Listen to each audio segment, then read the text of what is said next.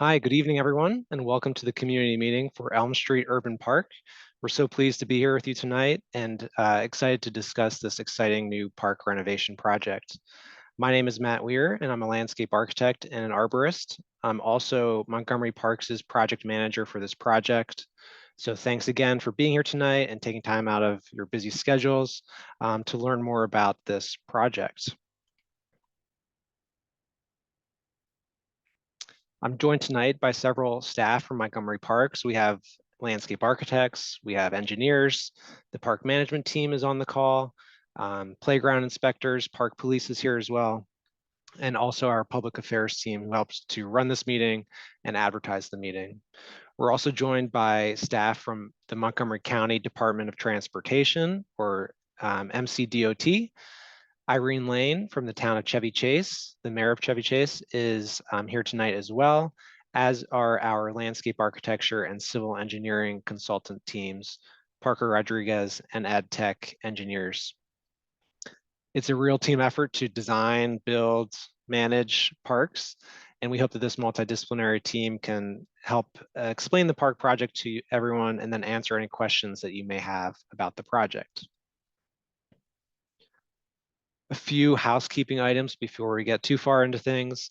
I do want to note that this meeting is being recorded. It will eventually be posted on the project website, which you can access at that link. You can also just Google Elm Street Park renovation and get to the website that way. If you have any questions tonight, please use the Zoom Q&A button on your screen. Throughout the meeting, park staff will be monitoring the questions that come in, and we will answer the questions or respond to comments at the end of the meeting. Following tonight's meeting, if you have not done so already, please be sure to complete an online survey that is linked on the screen. This will only take about 5 minutes or so, and it really lets us know what your priorities and preferences are for the park, especially the playground equipment and the fitness equipment. And we use this information and we take it back to the drawing board as we work on the design parts of the project. And lastly, if you need need to reach out to me, you can do so at the email address shown on the screen. We have an hour and a half for this presentation tonight, for the entire meeting, that is. So we'll try to run through these first couple bullet points in 30 minutes to leave a majority of the time for questions and discussion. So we'll start with a bit of background information on the existing park and a bit of the park planning process that led to this project.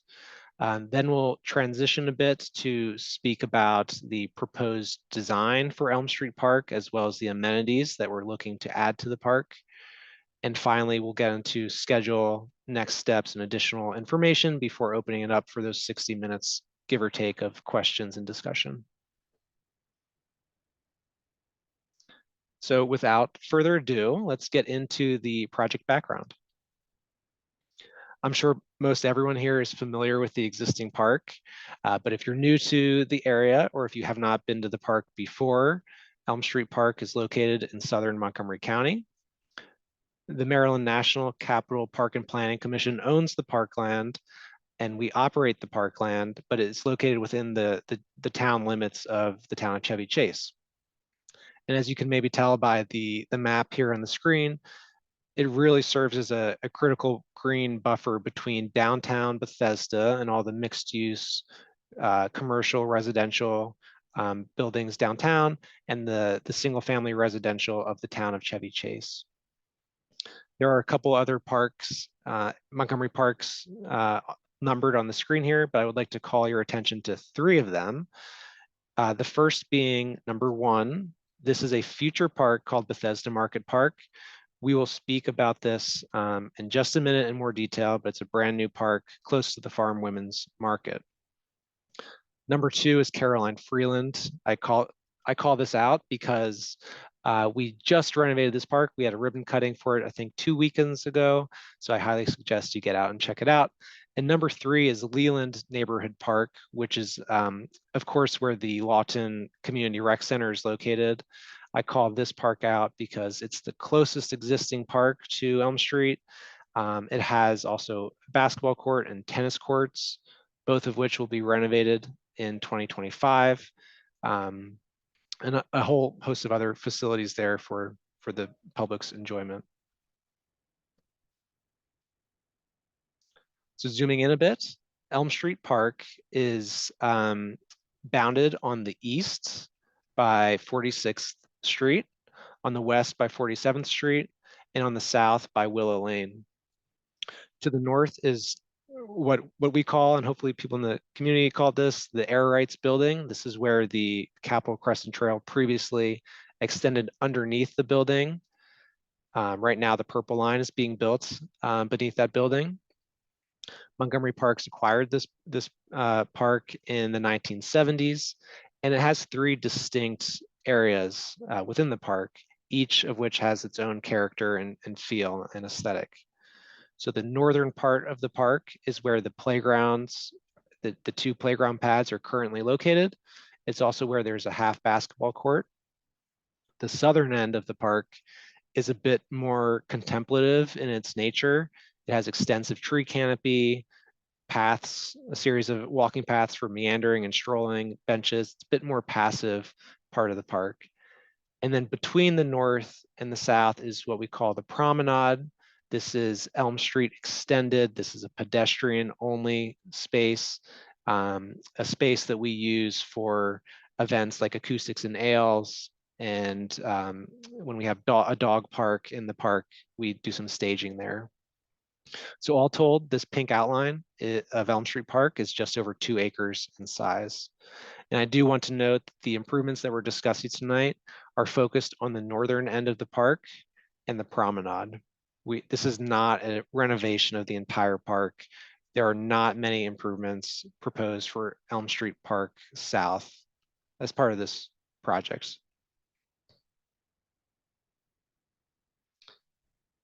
And before I get into the specific designs of Elm Street Park, there are a couple adjacent projects that I must mention because they shape and influence how we approach the design process for Elm Street Park.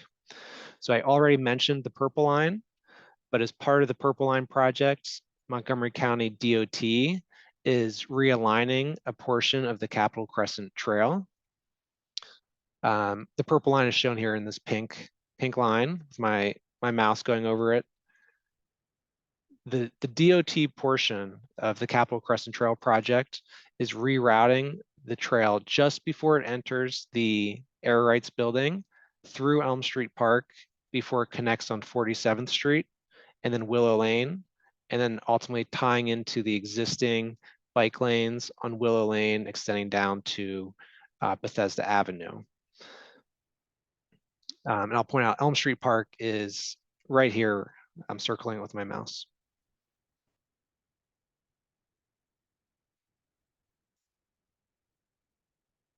That's Elm Street Park, and we're going to zoom into that in just a minute. So this is a zoomed in graphic from DOT of the plans for the bike trail. This information is available on DOT's website for the trail project. The park itself is outlined here in orange.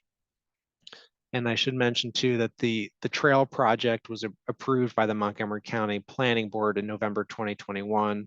That really kickstarted this design process for the park. I also want to note that DOT is designing the trail that's shown here in gray, but Montgomery Parks is designing and leading the design of the playground and fitness promenade improvements that we'll get into in just a minute. And DOT will ultimately be building both the trail and the park renovation.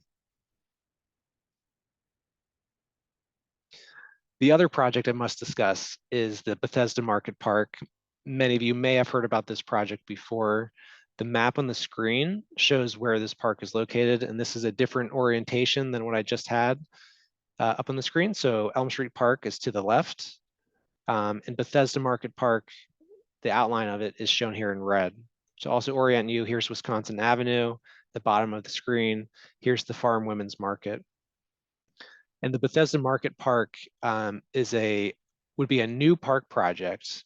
It includes several new amenities. It includes a revitalized space around the Farm Women's Market and an expansion of the market. a new mixed-use building shown here in this L shape, and then two new park parcels atop of what is currently two surface parking lots. There will be underground parking below these parks. And I call out this park project, one, because it's adjacent to Elm Street Park, but also because I want to make the point that as we design Elm Street Park and as we design Bethesda Market Park, we're thinking about these two park facilities holistically to make sure that we are having a program of amenities that is complementary and not redundant, and we can offer spaces and amenities and facilities for all people, no matter what your interests are. So the Bethesda Market Park includes facilities like a stage and a water feature. It includes this oval-shaped great lawn, meandering paths, an extensive planting design and tree canopy, outdoor game room. This space here is what we're calling a multi-generational active zone.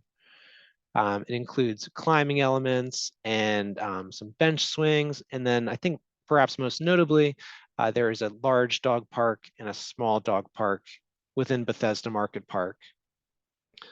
So those amenities, we're not duplicating them in Elm Street. We're trying to complement them and make sure there's a diversity of park experience throughout these two parks.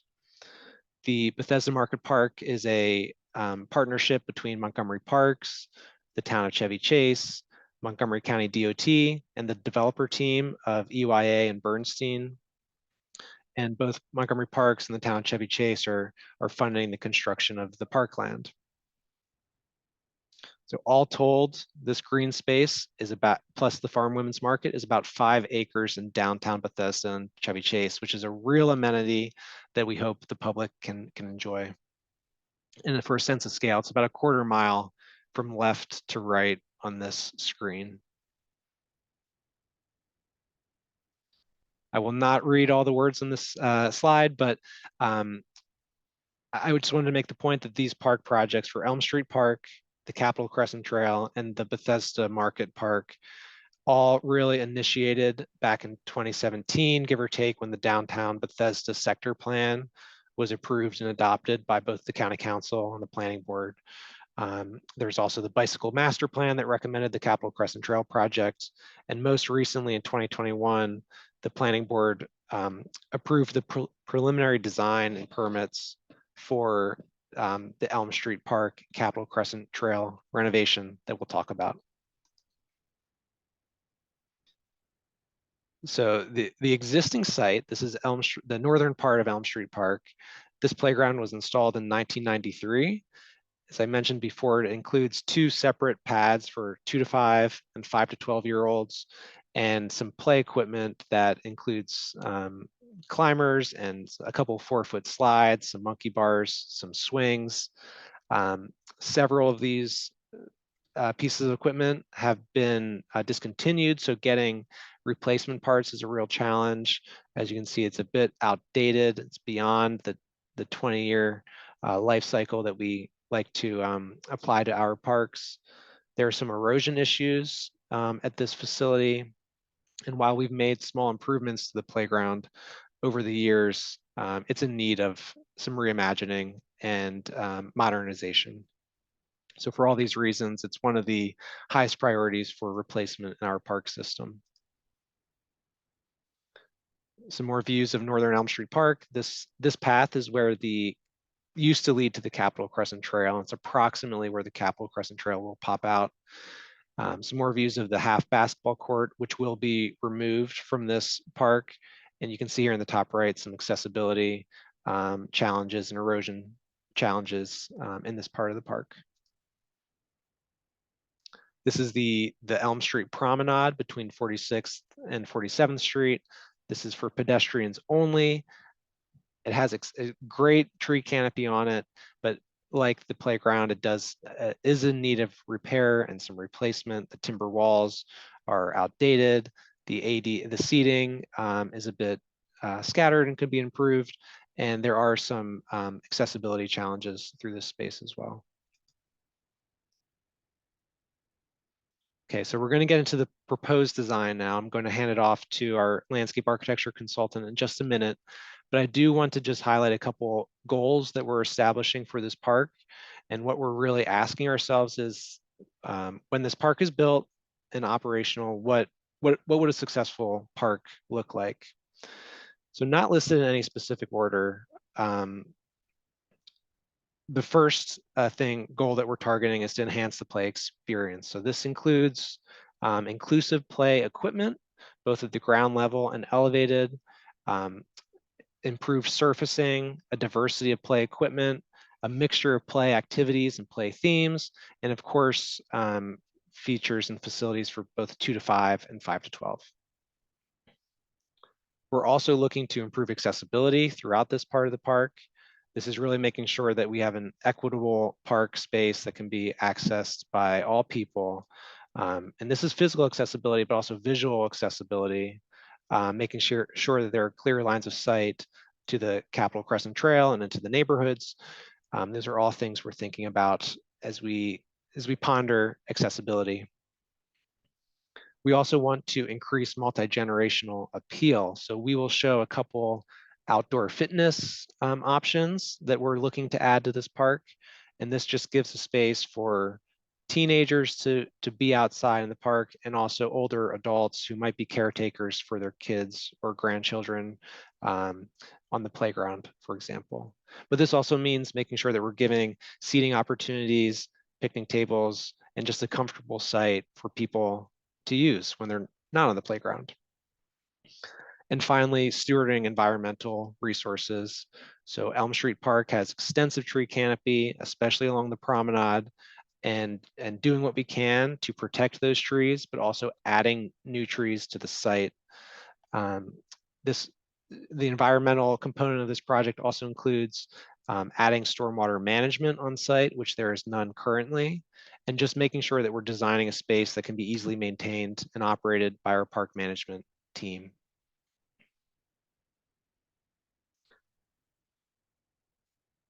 So we're going to shift gears in just right now, and I'm going to pass it off to Steven Sattler from Parker Rodriguez, our landscape architecture consultant, and he'll talk about the proposed park design.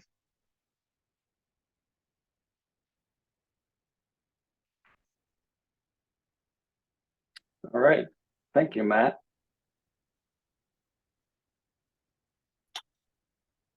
Can you all see and hear me? We are excited to move forward to deliver these park improvements to the community. As Matt mentioned, this portion of the park will be focused on play and fitness while allowing the Capitol Crescent Trail to emerge from the Purple Line Tunnel. The aerial plan on your screen zooms in a bit further to focus on just Elm Street Park, with the main portion of the park that's to remain in the center of the screen. And you can see the neighborhood to the top of the screen, and the mixed use area toward Wisconsin to the bottom of the screen. Now, the park improvements, Matt, if you could point to that area on the plan, that's where we're proposing these improvements. And the Bethesda Market Park is all the way to the right of the plan. And so we really want to make sure that there's safe and accessible connections between all of these park elements. And so we're proposing to create a node on the south, that would be southwest corner at Willow and 47th, to invite pedestrians to come into Elm Street Park in order to traverse from Bethesda Market Park across to the new playgrounds and promenade via a path that bypasses the Capitol Crescent Trail, so we have a bit safer pedestrian experience where we're also, not mixing bikes with small children and and providing a node with a new trail that connects to one of the existing paths through the park will allow that to happen. So I believe, Matt, you had a line on the plan to indicate where that goes. So that would provide that very easy connection through the park to get from one to the other. And this was based on some comments that were given during the Bethesda Market Park public process. So that's kind of the overview of where we are. And if we move to the next slide, we've now rotated again. So north is up with the Purple Line tunnel that runs under the Air Rights building to the top of the screen. 47th Street is to the left and 46th to the right. Now, this is the concept design that was included in the mandatory referral in 2021. The three major elements that we're looking at in this view include the Capitol Crescent Trail connection. That's number one. Also, the promenade, which goes kind of across the bottom of the plan from left to right. And then the fitness and play spaces, which are kind of the brownish colored ovals in the middle of the plan.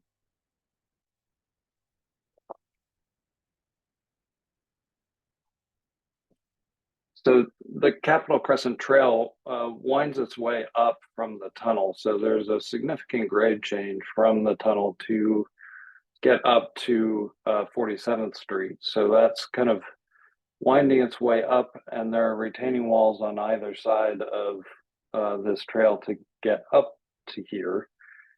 And it meets the promenade at number 3, which we've created a plaza that kind of opens that space up to allow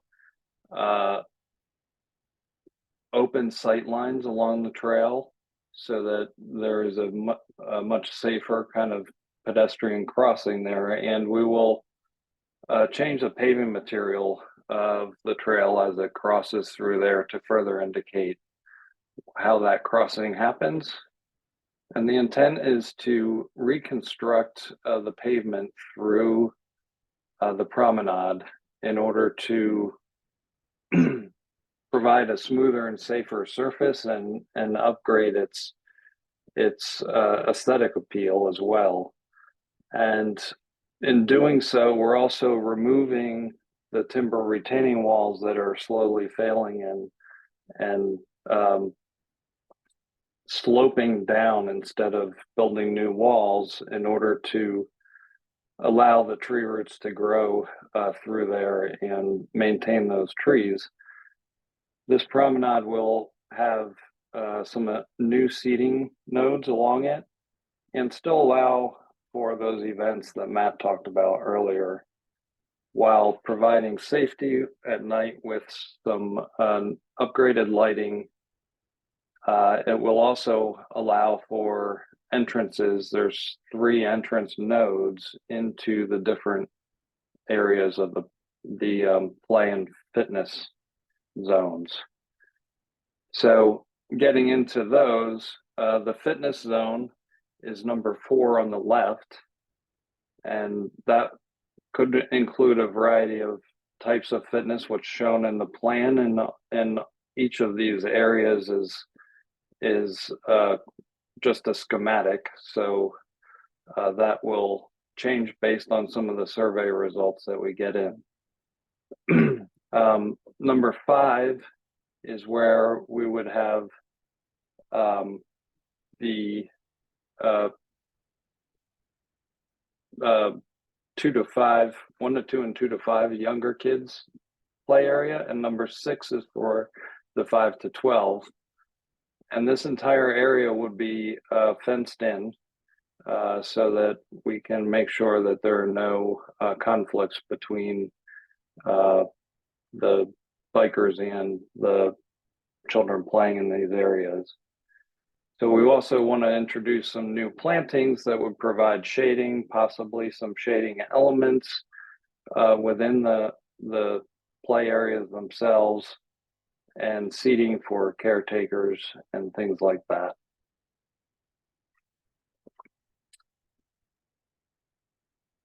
Next.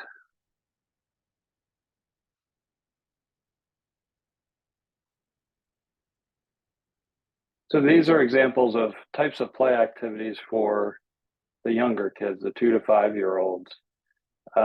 Please note that the play elements shown here represent general playground equipment types and do not represent specific equipment selections. These play types come in many shapes, sizes, colors, and forms. Sometimes a picture is worth 1,000 words, so hopefully this helps to convey what we mean when we say easy climber or crawl tube, for example. If there are specific components you like, perhaps not shown here, please be sure to leave a comment in the Open Town Hall survey. Next. And here we have examples of play activities for 5 to 12 years old kids. Again, these are representative of general play equipment types and do not represent specific equipment selections. For kids 5 to 12, the equipment here will become a little more challenging, taller, higher, obviously, some more difficult things to do. So I think these graphics will be on the Open Town Hall, so you can continue to refer to them as you complete your survey.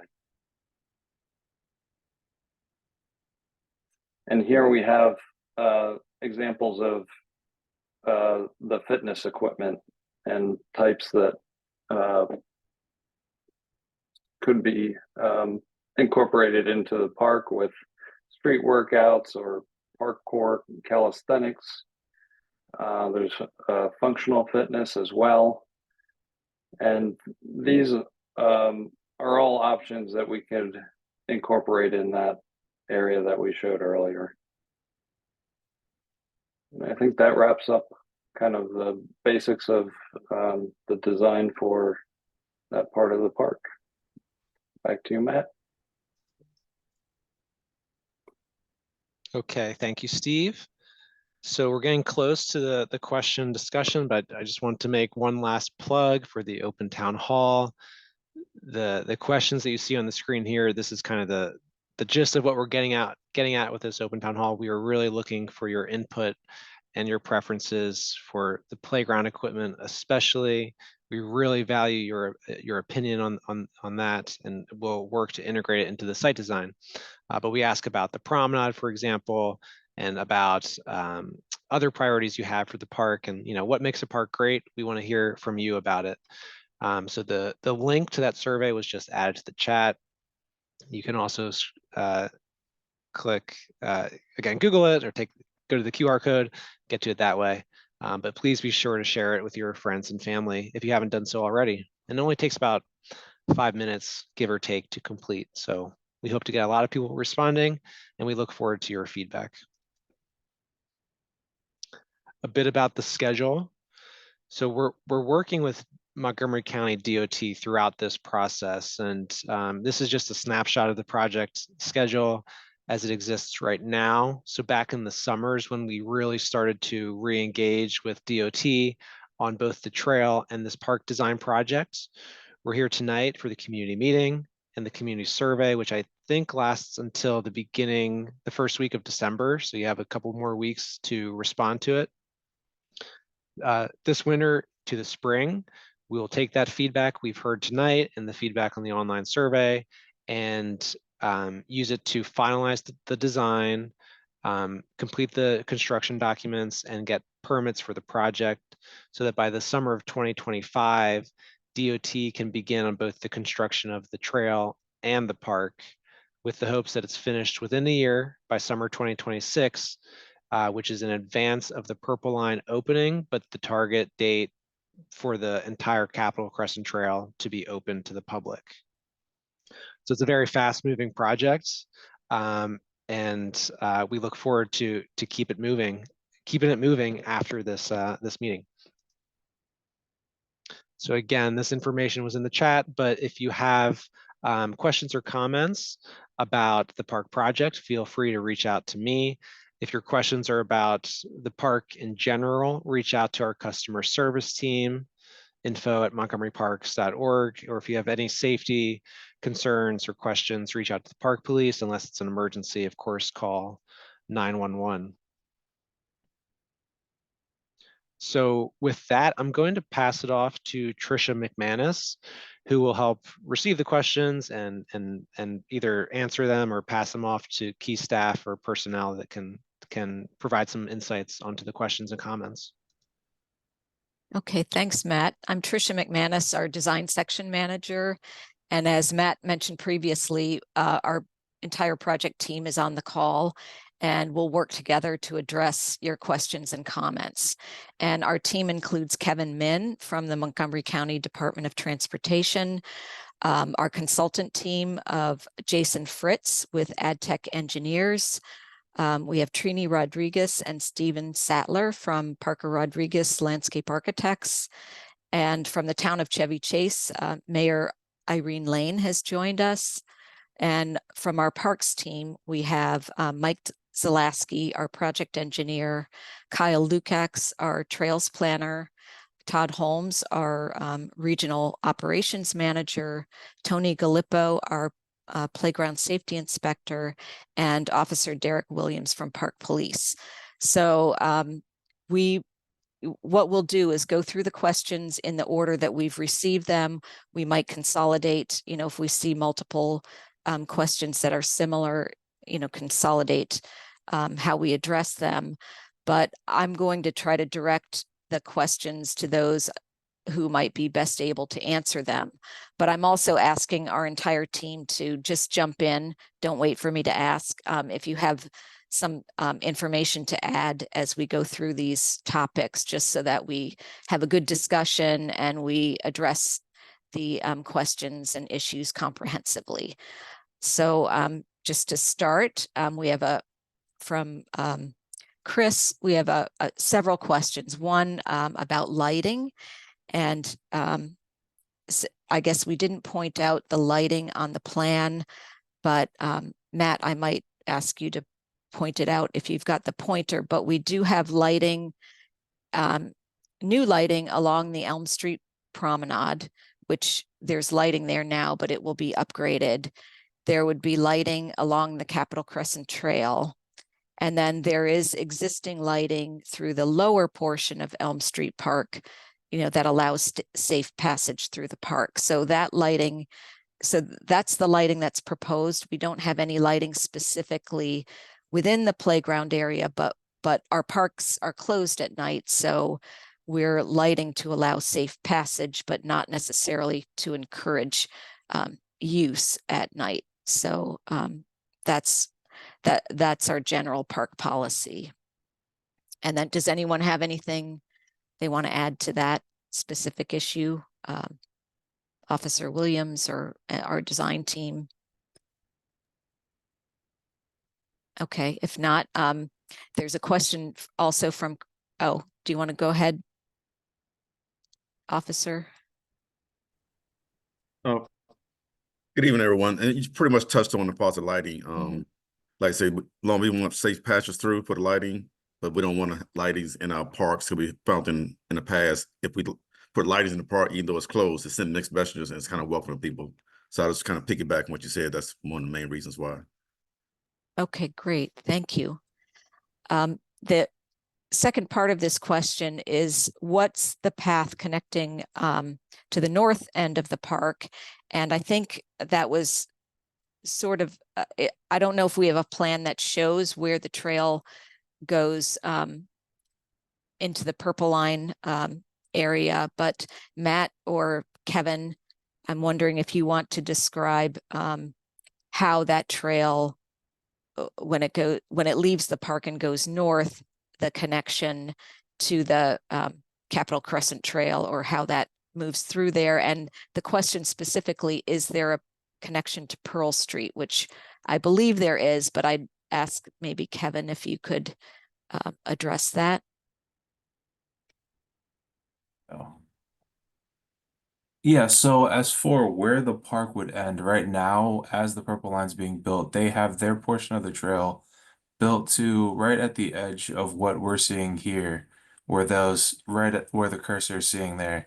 So eventually, as we build the second phase of the park, or the trail that rides along the side of Elm Street Park, it'll eventually slope down and connect into what's already existing from the Purple Line.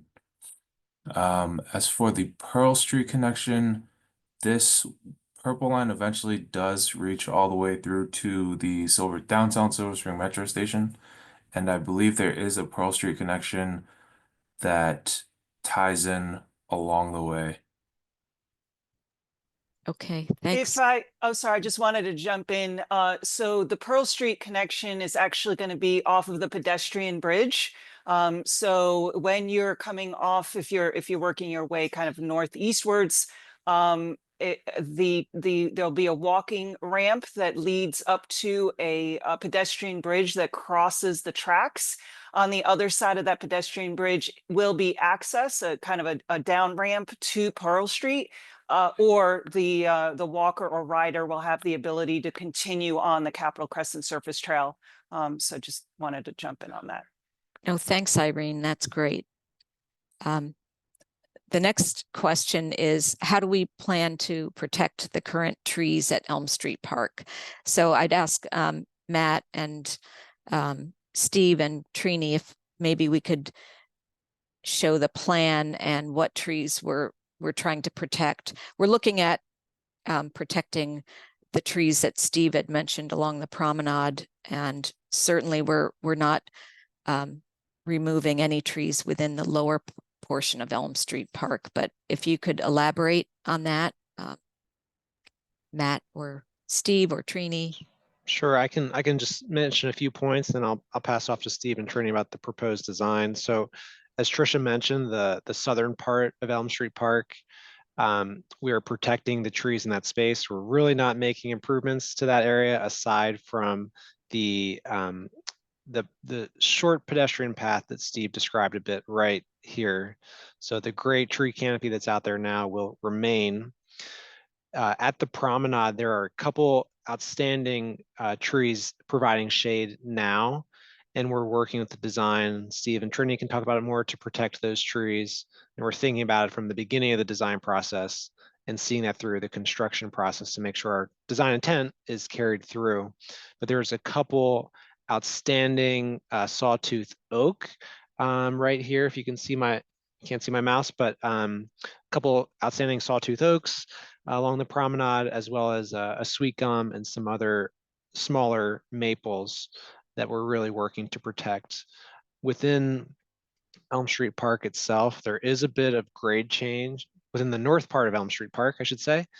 There is a bit of grade change from where the trail exits the Air Rights building and then climbs up to the promenade. So there are some tree impacts there, but they are white pines, then they're not in great condition. Additionally, there are some Norway maples, the top right of this plan, which are not a native maple, that due to grade change will be removed. There's still a lot of design details to be worked out, but that's kind of the general approach to the existing trees. And I do want to mention too that the new plan calls for many new trees to be planted. In this case, it'll be a mixture of canopy trees, understory trees, and some shade screening trees, all sourced from Pope Farm, which is Montgomery Parks' nursery. So Stephen and Trini, do you have and Jason too, you know the site so well, anything else to add to that regarding tree protection and new trees? This is Trini. I believe you described this pretty accurately. The northern part between the regrading and the new play equipment, that area is the area where the majority of the trees get sort of eliminated by the regrading. But as you pointed out, there the white pines and some of the Norway maples, which are really not a species necessarily that we want to keep, even though we all try to preserve trees, but in order to make effective use of this area between the new bioretention, the new play areas, that's what needed to happen on the promenade. We're working really hard to preserve those trees. There are some that are declining, and over the course of even our work, some, as you can see, are missing already. So we're working to try to preserve the larger trees in there and some of the new ones that have been planted. I think that kind of summarizes it. And obviously, Steve described before how we're removing the retaining walls, the timber walls, and that grade is further out to provide better soil conditions for the trees. So that should actually help the survivability of the existing trees. And of course, we will be developing, tree protection plans in more detail as the project gets further detailed. Okay, thank you. That's great. Anybody else have anything to add? But I think that was a good, thorough review of what the intent is. I'll just add that there are some Bradford pear as well on the right side of this image back here, which are an invasive tree. So, like as Trina said, we never take joy in removing a tree, but we can certainly do better than a Bradford pear, and we will with the new trees that will be planted. Okay, thank you.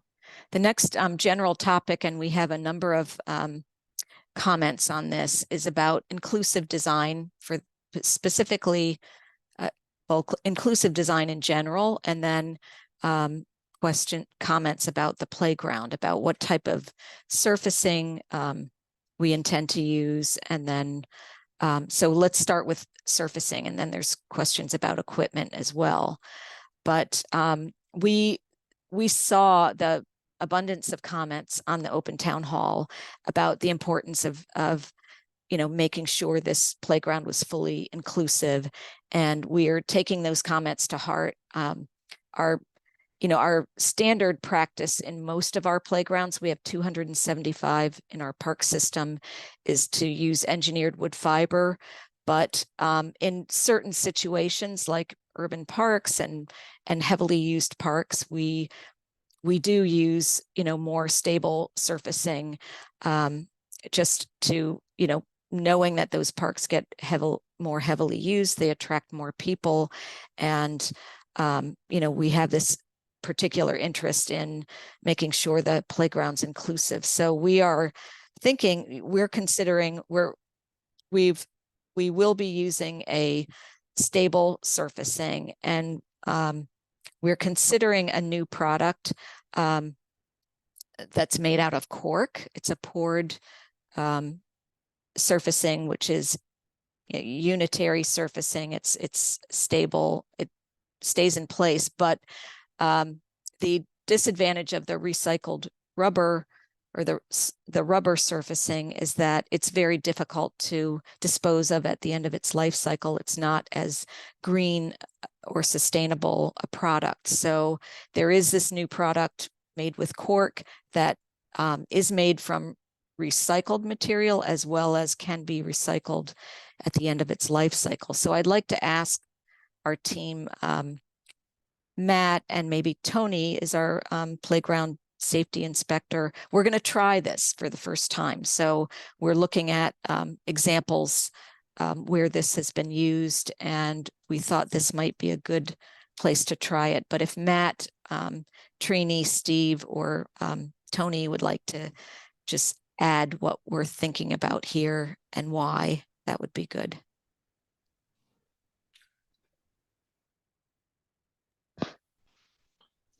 I think that was a really good summary, Tricia. I would add maybe just a couple points that with the surfacing, it is such a challenging decision because the benefits of one system are not benefits of another system and vice versa. So you can never, there's no one perfect surfacing, but on urban parks, especially, or parks that have an expected very high frequency of use, I think we are more open to trying something new, like a port in place product like Tricia is describing. Tony, do you have any other thoughts, or the Parker Rodriguez team? So with the Corkine, of course, we don't really have a whole lot of experience. I've contacted Playworld, which is the first company to offer the material. So the disadvantages is it's only one color. It's cork. It's, you know, on your bulletin board. That's all it is. And it also apparently is not good if, you know, baseball bats, any type of blunt surface, they will kind of dent. The other option, of course, is pour in place, which no surface is perfect. I'm sure Corkine's going to be like pour in place. We only be able to patch that in spring, summer, early fall, because it has to be 50 degrees or higher, 24 hours. So that's, you know, there's pros and cons for everything. Thanks, Tony. It's good to, you know, it's good to get the maintenance perspective on once we put these in place, you know, how do we go back and repair? And, you know, this is a new product, and I'm really excited that our operations team, and Todd, if you have anything you'd like to add as well, Todd's our Southern Region Operations Manager, but I'm, you know, I love working with our whole team because everybody's willing to try something new, see how it works. It's, you know, it's a new product that has a lot of benefits, but it's not been, you know, we don't have experience with it yet, but our team is willing to give it a try and see how it performs. So Todd, oh, thanks. Hi, good evening, everyone. Todd Holmes, I'm Regional Operations Manager. The Corkine, I think the first time we will have in operations to work with it is at a new park at Long Branch, Garland. I believe that's material that's slated to go in. I do have a history of mainly in a previous job before I joined the commission, working with a lot of the pour in place. So familiar with some of the repairs, the change in surfacing, but by and large, a lot of our playgrounds are the engineered wood fiber product. So anxious to learn the benefits and how it handles the weather that we see in our region, and it's just long-term durability, and see what kind of feedback we can have for future projects. Okay, great. Thanks, Todd. And then, you know, the next set of questions that we're hearing is about, you know, and we saw this a lot in the open town hall survey about making this playground, the equipment, inclusive for, you know, people of all abilities. And, you know, I'd like to, we haven't selected equipment yet. And there was a question, could, you know, people provide ideas of equipment to us? And absolutely, yes, we'd love to hear ideas about specific equipment, you know, for inclusivity. But if our team wants to talk a little bit about, you know, our, you know, what makes a playground inclusive. And I think it's, you know, getting to the playground, of course, you know, amenities that might be included, which could be, which one thing we're including on all our playgrounds now is communication boards for people who don't have good language skills. I think the types of site furnishings we might include would be, you know, a variety of site furnishings that are easy to get in and out of, that might have backs or armrests. And then with the playground itself, you know, using the stable surfacing, providing some equipment that might, where a user like in a wheelchair might not have to get out of the equipment to use it. And then providing a variety of play experiences, movement such as swinging and spinning and slides, as well as, equipment that focuses on muscular movement, like climbers and overhead ladders or balance beams, and then sensory equipment and like something that might have interesting visual patterns, or maybe, sound or tactile, something interesting to touch. And then, the social equipment, which is like imaginary play and cognitive, puzzles and things like that. So I'd like, that's sort of an overview of like the variety of equipment that could, be inclusive. But if anyone has on our team, Trini and Steve and Matt, thoughts about what our team is thinking would make an inclusive experience. And then if, people on the call, if you have specific ideas, keep putting them in the Q&A, specific equipment, or if we're missing the point on what you're thinking of as inclusivity, let's just hear more about it. So does our team want to elaborate a little bit more? So Pat, this is Trini. I think you're right. We want to hear from people. I mean, I think our goal in here is to really address inclusivity at various levels, just making sure that we have activities for people that may have, limitations of, physical or, developmentally. We want to have address all the sensorials, motor skills, and we are working with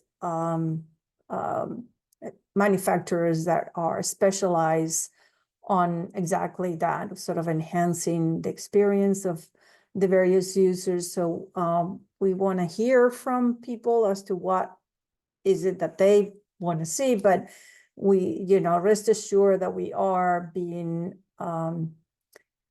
helped also by experts in this area, that so we can have there's just a lot of offering on that, and we just want to make sure we have a good cross section. I mean, we cannot include everything, so we're going to attempt to have a good variety and engagement at all levels. I mean, we want to make sure that it serves all different segments of the population, without shortchanging also the large majority as well.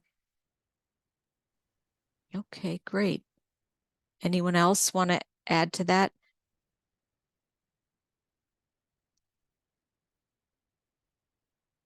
Okay, that's good.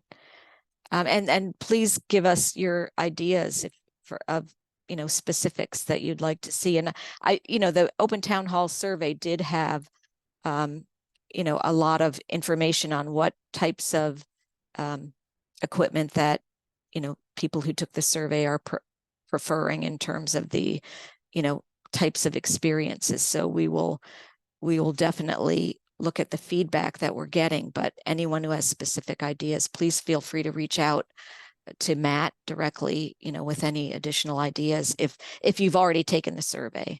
So the next topic is about the trail. And this is a really good question from Tony. And I'd like to ask maybe Kyle and Kevin and Matt and Jason about this, and or our design team too, is that looking at where the trail crosses the promenade, how do you minimize a collision risk between bikers going north-south on Willow Lane and pedestrians going east-west on the promenade? And just to start, and I'll have our team add, we've been looking at that very carefully, like just recently, looking very carefully at the grades and how, making sure that we're keeping that space as open as possible so that everyone can see each other, and looking at ways to visually delineate the trail, you know, to make it clear how the trail runs through that space. We did meet early on with the Commission on People with Disabilities to find out their thoughts about how that sort of mixing area would work. And I think they gave us guidance on, you know, making sure there's clear visual cues and that area remains as open as possible. So I'd like our team who might have more details or ideas on that to please, you know, fill in. The only thing that's ever worked for us is fence, which we've had to do in quite a few parks that have trails next to them or roads. And this project we haven't mentioned in much detail, but this project does have retaining walls, and at the top of those retaining walls, certainly we will have a guardrail. But this plan also shows some potential fencing along the promenade, which would help to enclose this playground, which I think is another benefit of inclusive play design. But to get back to the crossing, the one other point I'd make is that at this point where the trail is leaving the purple line alignment, it's entering Elm Street Park, this is where the trail really starts to change its character. So it does become more urban. And as much as we tried to avoid intersections of the trail and a pedestrian space in an urban condition, it's really not feasible to do that completely. So for that reason, we are looking at all these other ways of making this a safe crossing visually, physically, the ways that Tricia had mentioned. But I just wanted to point out this is an urban condition for the trail, and everyone will have to be cognizant of that as they're moving through this space, bikers and non-bikers alike. Right. And then so just that piggyback onto what Matt was saying, the design we have laid out right now, we do have some physical grade breaks between where the pedestrians would be walking and the actual trail surface itself, right where the 3 marker is. And then another thing to note is that coming from north to south on the trail that's marked with the 1 note, that would be going uphill. So that also would assist in keeping some of the cyclists from trying to speed through, knowing that they're going to have to pump their legs to go against gravity to get to the promenade. And of course, also a lot of signage just to make sure people are aware that they will be coming up on a pedestrian area. Okay, great. I'd Kyle, I'd like to oh, add something to that. okay, good, good. Patricia, Go ahead. we had had some discussions a number of months ago, probably, you know, a year or more at this point, about that the intersection specifically between the promenade and the Capitol Crescent Trail, and how we could utilize different materials there with different colors, at least from a visual standpoint, so that everybody understands that, hey, there's something going on here. We would also expand that by providing certain identifications for low visibility or blind pedestrians, similar to like tactile warning surfaces, stuff like that, so that, you know, everybody's aware that, hey, this is a mixing bowl of a number of different things. I think Kevin made a good point that from you know, where item number 3 is the plaza, we're going downhill towards the Capitol, or towards the air rights building to the north. So, you know, people that are coming in a southward direction are going to be coming uphill. You know, it may be a little bit different for people that are heading along 47th in a north direction to this space. But again, the intent would be to provide visual and or physical items that would break this area up so that everybody's aware, hey, this is not just, you know, open for bikes or open for pedestrians. each type of user would be aware that, they're coming to some type of intersection, as well as signage to the extent possible. Okay, great. Thanks, Jason. I think that's good, thorough discussion of that issue. Our next question is, when will the Bethesda Market Parks be finished? And that's actually, the timing of that project is dependent on a lot of factors. It's a complicated project, multi-party project, and the entire project will also be constructed in phases. The park is actually a little further along in the concept design than the rest of the project. So, the team will be going through the design phase over the next several years. And, based on our current timing, but a lot of things could happen in between, the completion of the parks, is at least 4 years out, maybe a little bit longer, but the whole project is going to be built in phases, but, we're really at the very early design stage of the project. But we're looking forward to it. It's a really exciting project. And then this next question is, will the one-way street traffic pattern be examined as part of the larger park project? I'm assuming this is also relating to Bethesda Market, because it's talking about Walsh Street. I don't think we're changing and maybe Irene could weigh in, or Matt, but I don't think we're changing the traffic patterns on Walsh Street. Is that right? Yeah, certainly the town's portion of Wall Street.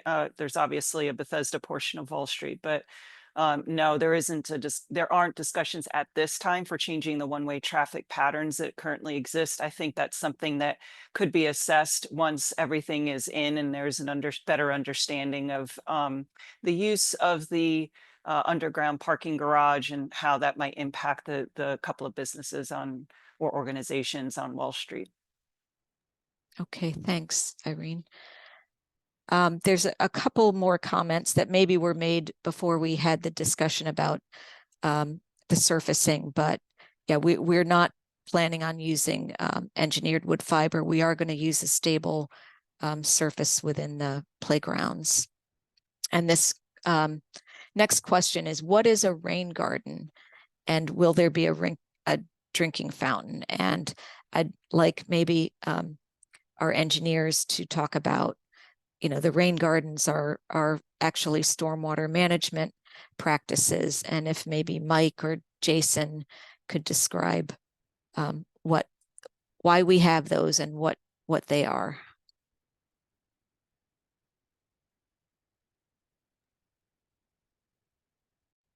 I'll go ahead and jump in. A rain garden is essentially a smaller version of a bioretention facility.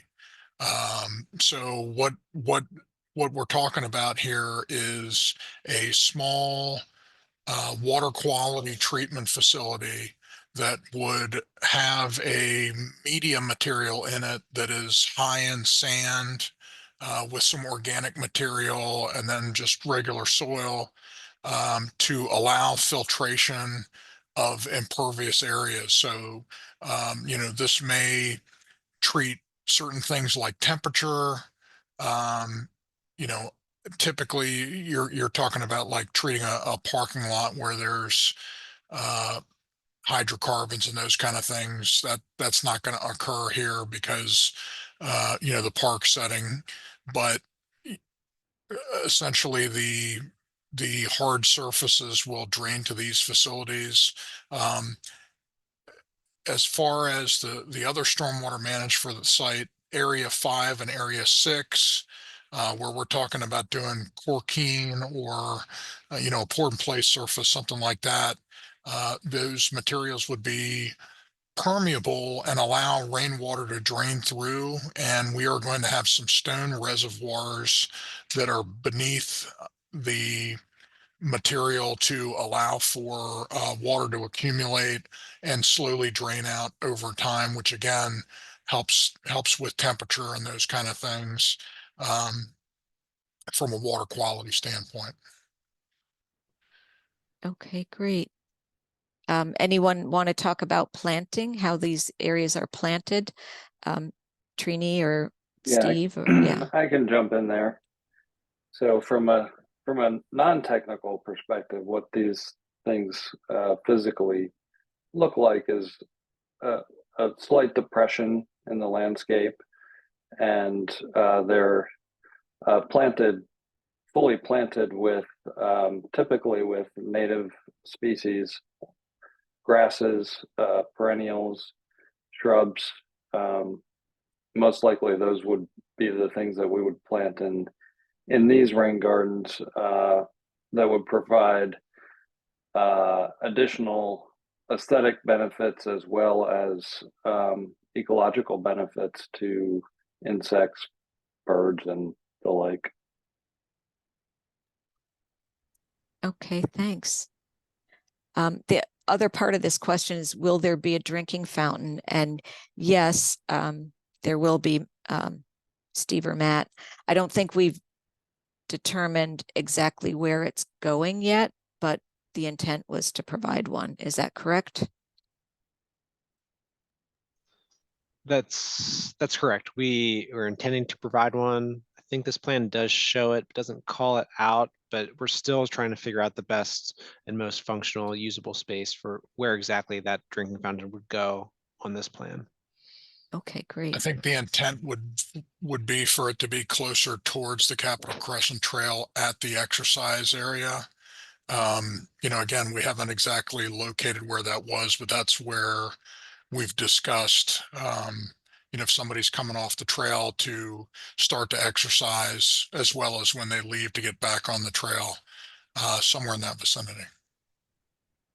Okay, that's good. And also, just pointing out where the bike racks are, and I don't know if, our trail planners want to weigh in, but in general, I think we're looking at keeping bikes close to the trail, but not, the parking where it would close to the trail and close to the activities, but not where it would disrupt the flow of pedestrian traffic. Is that right?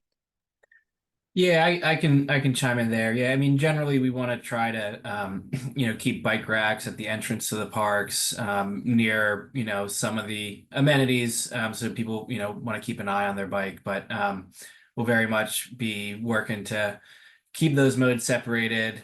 You can kind of see on this, just to the left of the three, there's kind of some detail differentiating the path as it goes across the plaza.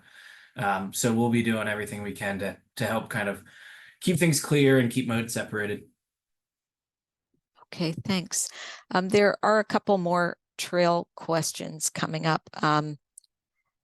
This one about, will the Capitol Crescent Trail extension have any infrastructure features to discourage deliveries on mopeds from using it? I don't know that we can control that use, but I don't know if there's any, if we ever think about that in design of the trails, if that's.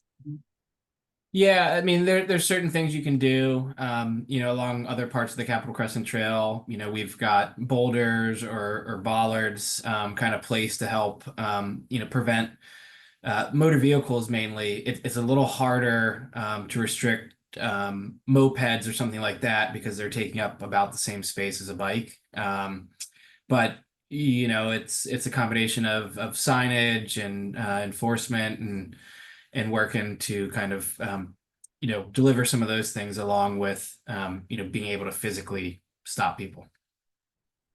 Okay, thanks. And this question about oh, it disappeared. Let's see, maybe that. Oh, there was a question about Elm Street. Where did that go? About the Elm Street the section of Elm Street between Elm Street and Wisconsin Avenue. Oh, here it is. Has become a high traffic area with delivery trucks competing with parents dropping off kids to the daycare, and saying that this could block the plaza area of the design. And I don't think we're doing anything to Elm Street itself, and maybe Kevin can confirm, but we're not proposing any changes to the street itself. And you know, we're just renovating that northern portion of the park.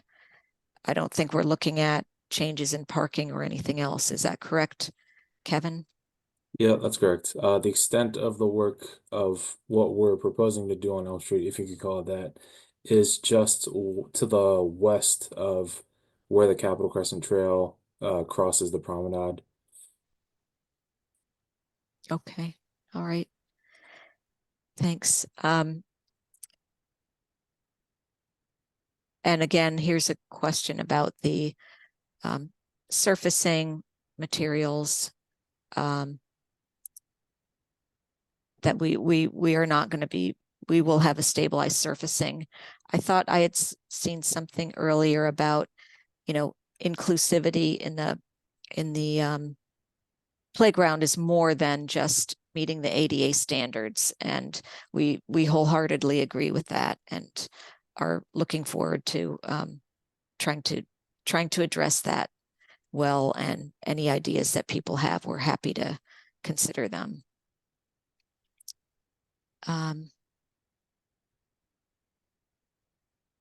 Okay, from Elm Street Park east past Connecticut Avenue and Brookville Road, past Connecticut.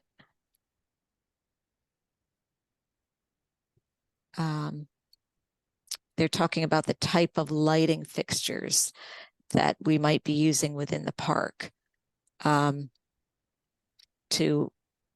whether they're classical elements or they're modern types of lighting. Trini and Steve or Matt, do you want to talk about any thoughts? Have we even thought about the light fixtures yet, and what we might use along the promenade and in that area? So we did have a preliminary selection of a light fixture that was, I believe it's a pole light that's a little bit more contemporary than the rest of the Bethesda downtown, but it's quite compatible in style with that, and it would use LEDs for energy efficiency and being able to really direct the light where it's needed.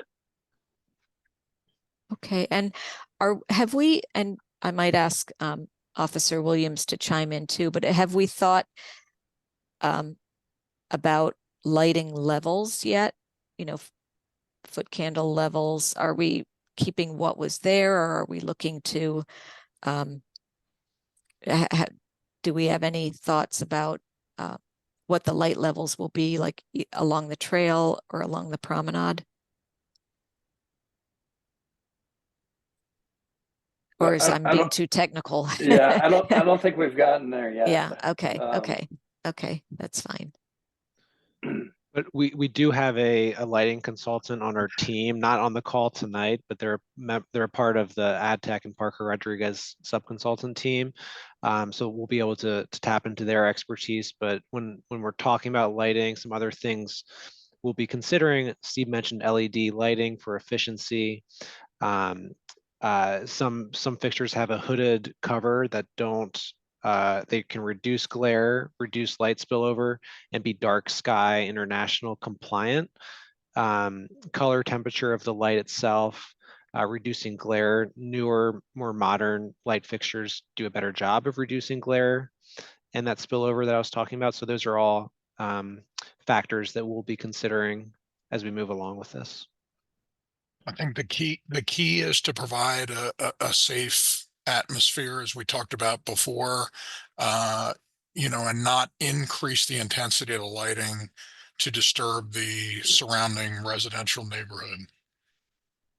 Okay, Agree, great. and I would just add one more thing, and that is, in general, when lighting spaces, evenness of light is actually as important or more important than the brightness. So that our goal would be to try to get very even lighting, so you're not producing hot spots and dark spots and shadows that make spaces feel uncomfortable. Okay, great. Thanks. This next question is about public art, and are we considering public art in this space? They're talking about the wall of the air rights building, but have we thought about public art? I know we have these retaining walls where we're looking at, providing some interest in pattern along the wall, but any thoughts from the team on public art?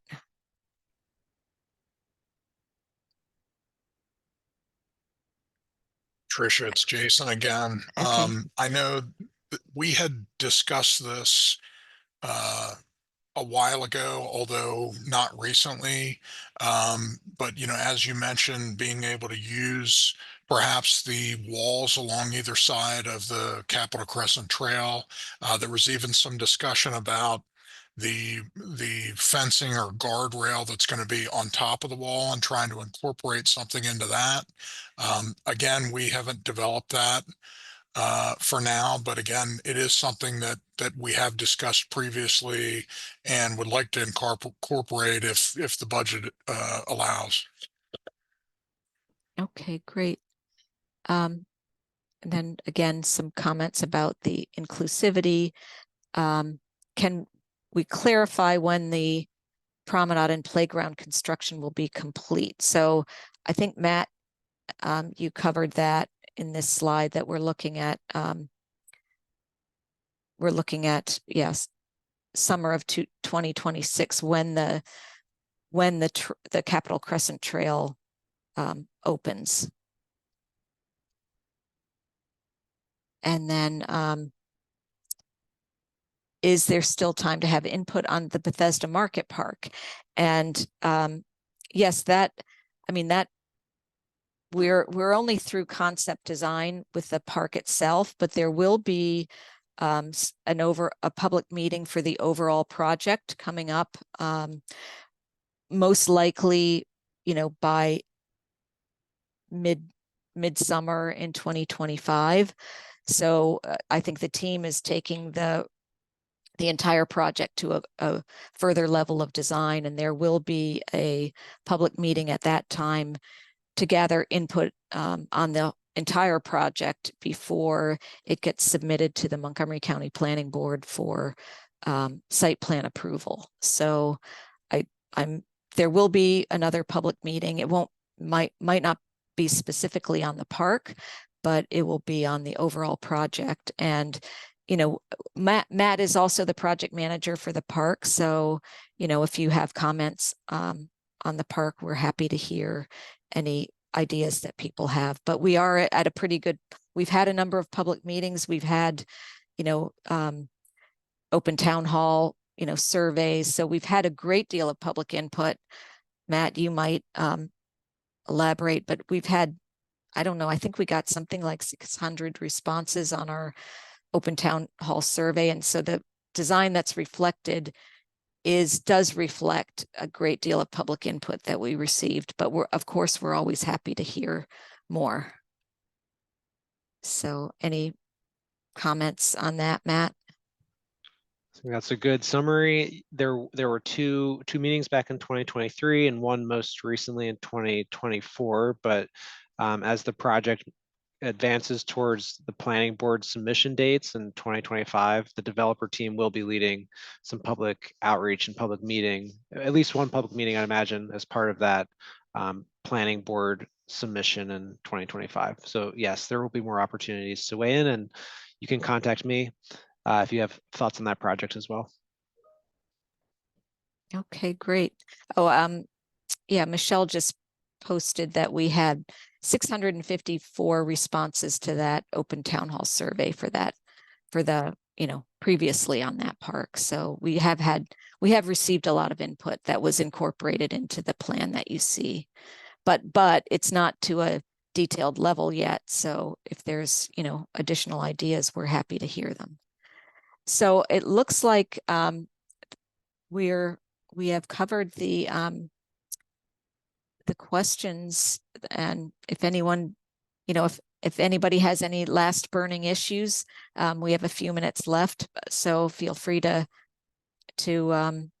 if there's another question or two, we'll be happy to take it. But, while we're waiting, I just want to thank everyone for joining us tonight. And just to let you know, we will follow up and post the meeting recording and the presentation slides on our project webpage. So they'll be available for you to refer back to or forward to any neighbors or other people who weren't able to make the meeting. And of course, we encourage everyone who hasn't provided comments yet to please go to the Open Town Hall page and give us complete the survey and give us your thoughts and ideas. There are open-ended questions so that you can tell us what you think in addition to the standard multiple choice survey questions.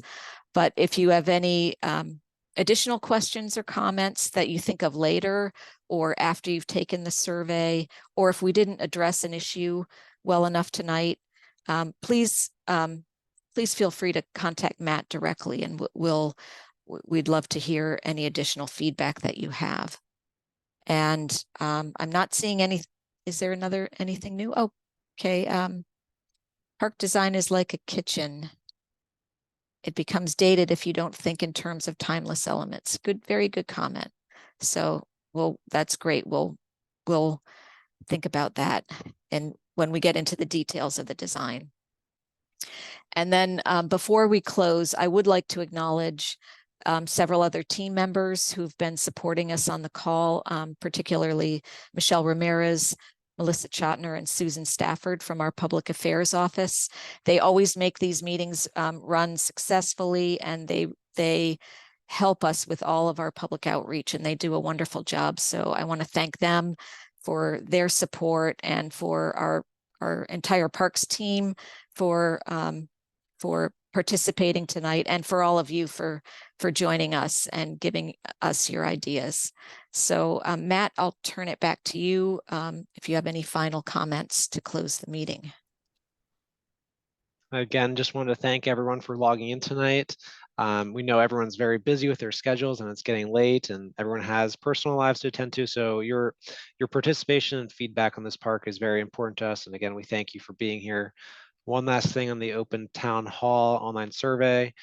If you want to stay in the loop about this project, there's an option to leave your email address behind with that survey, and that lets us, the Parks Department, know who we can send email updates to and reach out to when there's an important update on the park project. So with that, I think we can wrap up this meeting, and thanks again, and we look forward to the next steps in this park project. Have a good night, everyone.